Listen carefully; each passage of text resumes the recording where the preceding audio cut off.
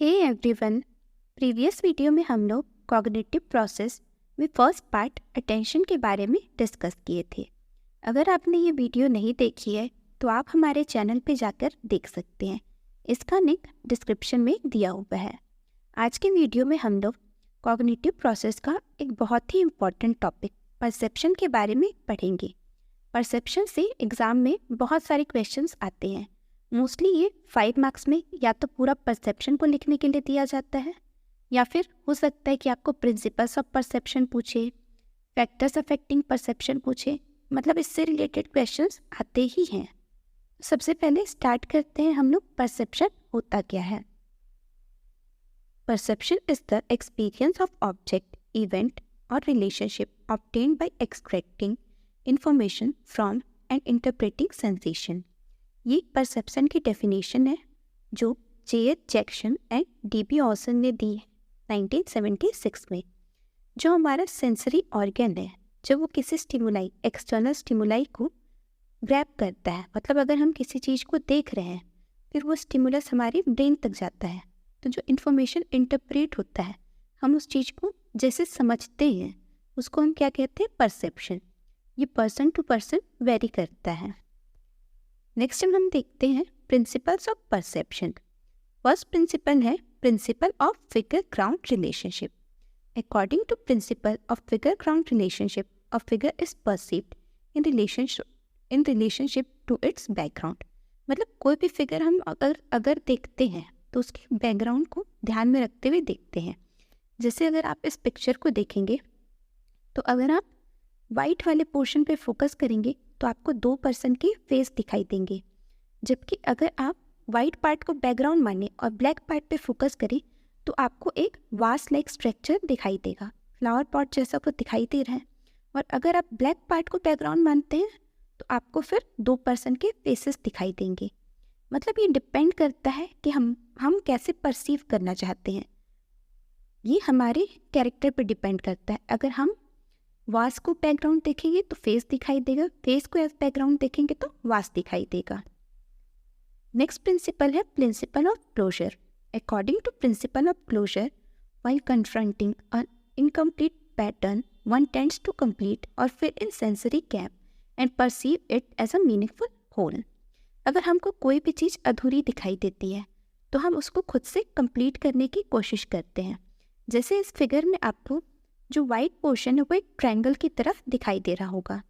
वहाँ पे कोई लाइंस नहीं बनी है, पर जो हमारा दिमाग है वो खुद से वहाँ पे लाइंस ड्रॉ करता है और हम उसको एज अ ट्रायंगल ही परसीव करते हैं। नेक्स्ट प्रिंसिपल है हमारा principle of grouping. It refers to tendency to perceive stimuli in sub organised meaningful pattern. हमारा आदत होता है कि हम किसी भी चीज़ को, एक अगर उनमें कोई भी सिमिलैरिटी है तो उसको हम लोग एज वन ग्रुप कंसिडर करके चलते हैं।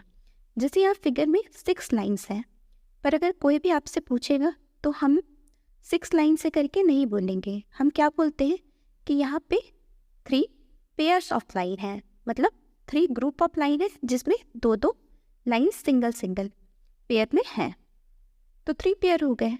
यहाँ पे हम 6 लाइन से करके नहीं बोलेंगे।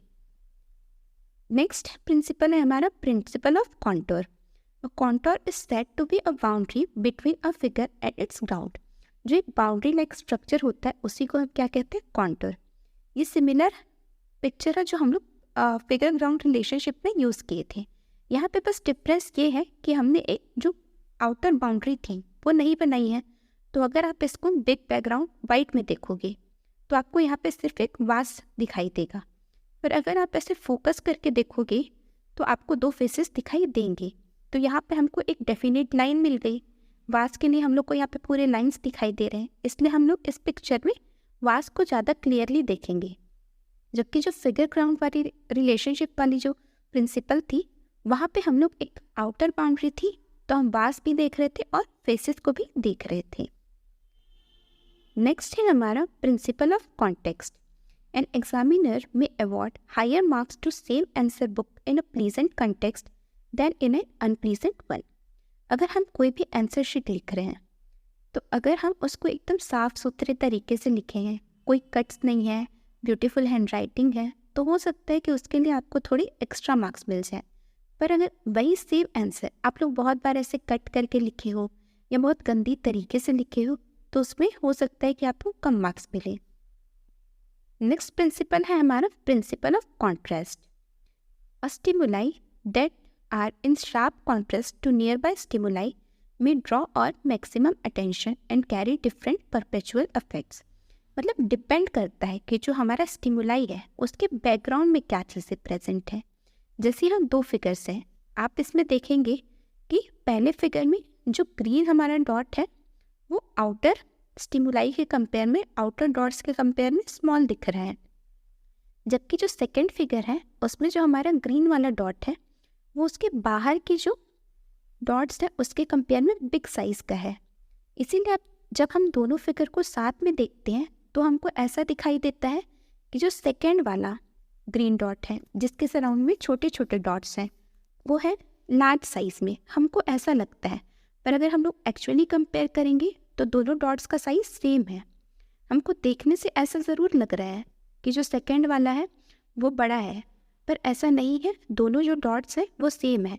बस ये जो आउटर उनके सराउंडिंग के डॉट्स हैं, पहले वाले में उसके सराउंडिंग के डॉट्स बड़े बड़े हैं इसलिए वो छोटा दिखाई दे रहा है, और सेकेंड वाले में उसके सराउंडिंग के जो डॉट्स हैं वो खुद छोटे छोटे हैं इसलिए जो ग्रीन डॉट है वो बड़ा दिखाई दे रहा है। नेक्स्ट है हमारा principle of adaptability. The perceptual organisation for some stimuli depend upon the adaptability of the perceiver to perceive similar stimuli. मतलब हम किस स्टिमुलस से कितने अडेप्टेड हैं वो भी डिपेंड करता है। फॉर एग्जांपल, अगर कोई पर्सन बहुत ब्राइट लाइट में काम करता है और वो वहाँ ब्राइट लाइट में काम कर रहा था, अब जब वो बाहर आएगा वहाँ से तो उसको जो धूप है, मतलब जो सूर्य की रोशनी है, वो भी ऐसे थोड़ा डिम टाइप का लगेगा क्योंकि वो बहुत ब्राइट लाइट में था। अब वो बाहर आया तो बाहर की लाइट उसको डिम दिखाई दे रही है। ये सब तो प्रिंसिपल्स थे। अब नेक्स्ट हम देखते हैं फैक्टर अफेक्टिंग परसेप्शन। तो फर्स्ट फैक्टर क्या है, हमारा सेंस ऑर्गन। हमारे बॉडी में 5 सेंस ऑर्गन्स होते हैं, इनका काम क्या है, स्टिमुलाई को रिसीव करना।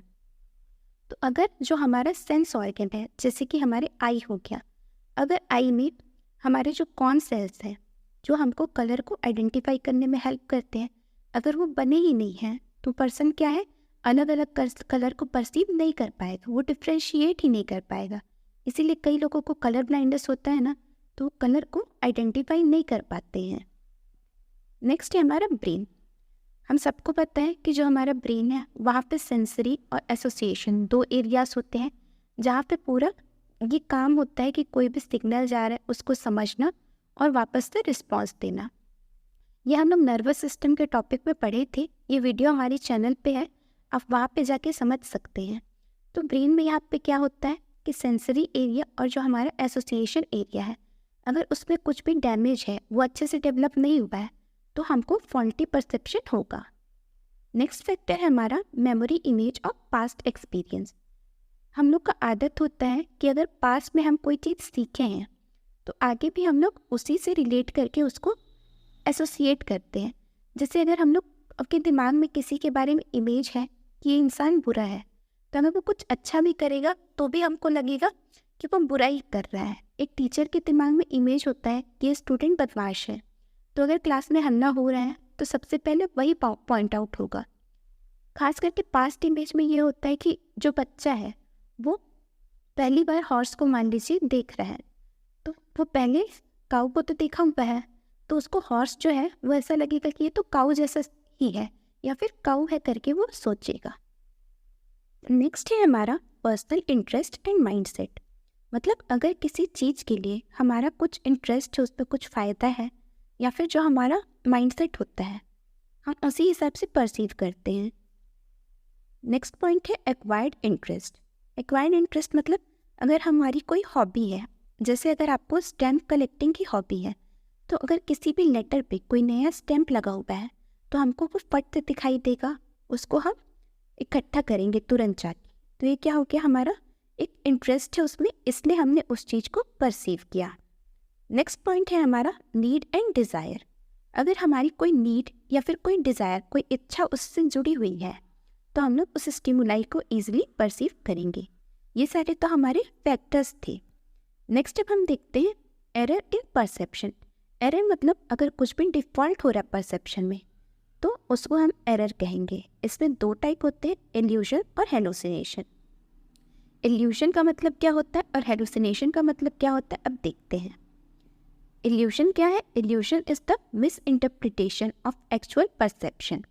मतलब परसेप्शन वहाँ पे प्रेजेंट है, बस हम उसको क्या कर रहे हैं, गलत समझ ले रहे हैं। जैसे कि अगर थोड़ा डार्क रूम है तो हमको हो सकता है कि कोई रस्सी पड़ी हुई है तो हम लोग उसको क्या समझेंगे कि ये सांप है, क्योंकि रूम डार्क है, अच्छे से दिखाई नहीं दे रहा है, तो हम लोग क्या किए, मिस इंटरप्रेट किए। पर वहाँ पे एक्चुअल में एक स्टिमुलाई मतलब एक रस्सी तो प्रेजेंट थी, तो इसमें स्टिमुलस है, बस हम उसको गलत समझ रहे हैं। जबकि हेलुसिनेशन क्या होता है? हेलुसिनेशन एक डिसऑर्डर टाइप चीज़ है। There are sensory perception in absence of corresponding external sensory stimuli. इसमें कोई भी स्टिमुलस प्रेजेंट नहीं है।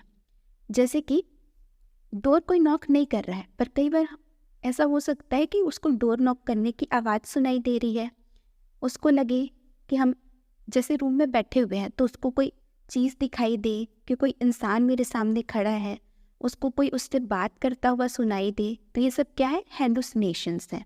जबकि इल्यूजन में क्या है, हमारे पास स्टिमुलस प्रेजेंट है, बस हम उसको मिस इंटरप्रेट कर रहे हैं। ये दोनों हमारे एरर्स हैं परसेप्शन के। नेक्स्ट टाइम हम देखते हैं कॉजेस ऑफ इनएक्यूरेट परसेप्शन। कभी कभार होता है कि हम मिस इंटरप्रेट कर लेते हैं, तो वो क्यों होता है, हम उसके कॉजेस के बारे में देखते हैं। Some of the most common causes for inaccurate perception include, क्या क्या आते हैं। सबसे फर्स्ट है हमारे defective functioning of sense organ.